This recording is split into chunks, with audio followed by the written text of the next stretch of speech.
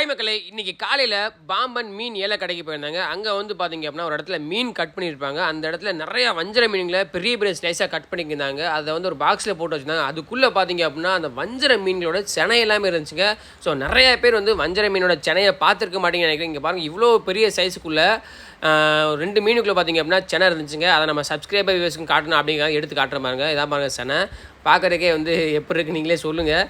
இதெல்லாம் சாப்பிட்டோம் அப்படின்னா உண்மையிலே வேறு லெவல் டேஸ்ட்டாக இருக்குங்க. நிறைய பேர் செனை சாப்பிட்ருக்க மாட்டீங்க. ஏன்னா வந்து அவ்வளோ சீக்கிரம் கிடைக்காது. அதே மாதிரி இப்போ நான் கையில் காட்டுறது பார்த்தீங்க அப்படின்னா அந்த வஞ்சர மீனோட பாலை அப்படின்னு சொல்லுவாங்க. அதுவுமே வந்து குழம்புல போட்டு சாப்பிட்டாலும் சரி, பொரிச்சு சாப்பிட்டாலும் சரி, வேறு லெவல் டேஸ்ட்டாக இருக்குங்க. நீங்கள் யாராவது நிறைய பேர் சாப்பிட்ருப்பீங்க.